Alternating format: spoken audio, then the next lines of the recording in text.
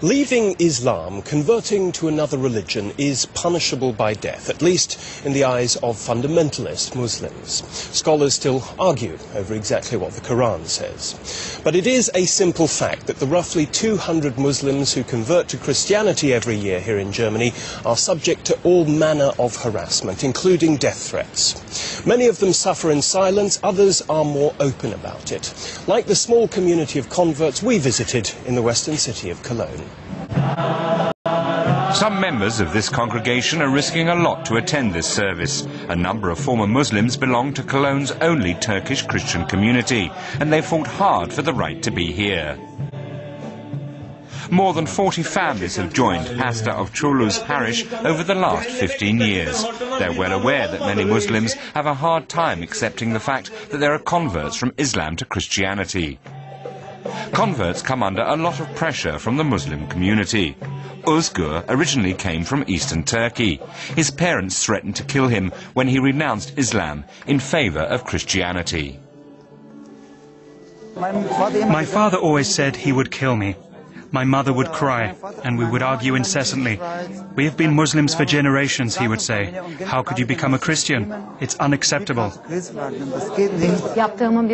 If I told people in Turkey that I am now a Christian, then even my family would be ostracized. I'm very aware of this. I don't know what would happen. I've never been back since I converted.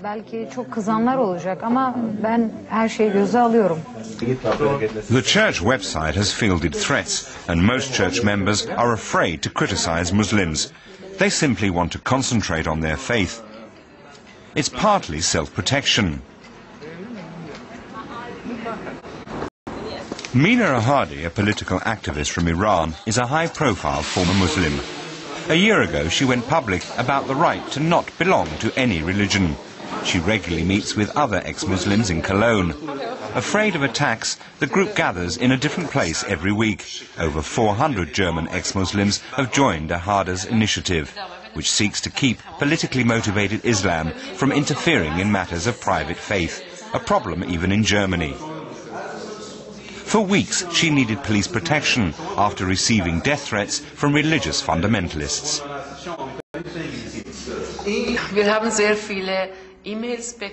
We've received a lot of emails, hate mail, and even phone calls. After one event at the University of Cologne in December, someone called my mobile at 2 in the morning. My husband answered, and a voice said, "Your wife is already dead."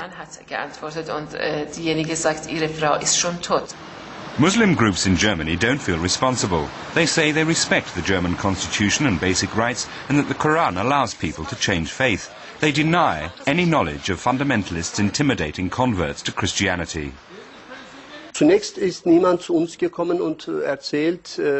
No one has ever come to us and told us that they are being threatened. So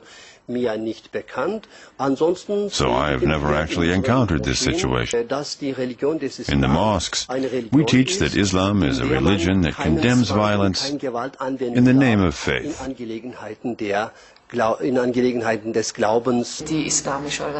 Muslim organizations are to blame because there is so much propaganda against infidels in the mosques.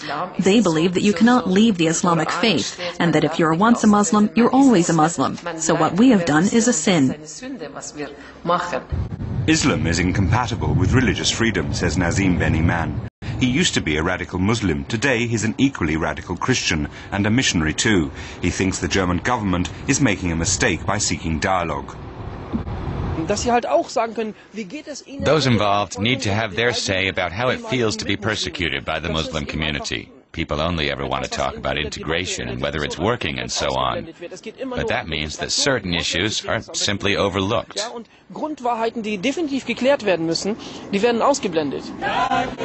Today, members of the Turkish Christian community are distributing Bibles in neighborhoods of Cologne where there's a high percentage of Muslim immigrants. Many strict Muslims consider this a provocation. A lot of people say I should become Muslim again. Young people even say to me, "If you once were Muslim, and I kill you now, then I would go straight to paradise." Church leaders in Germany consider proselytizing to Muslims a controversial act that tends to provoke conflicts. Pastor Avciolu has a low opinion of the politics. He sees his mission as a response to the oppression of people of different faiths in Muslim countries. We would never be able to do in Turkey what we do here. Our brothers and sisters in Turkey cannot. But in Germany, we have the opportunity to spread the word.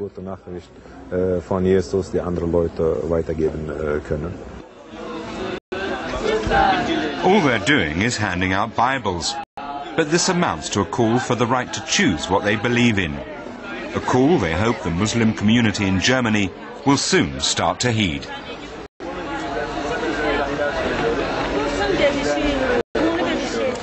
So the religious freedom and the lives of Muslims who convert to Christianity threatened there by Islamic fundamentalists. What do you think? Is enough being done to protect them, or are they being left on their own?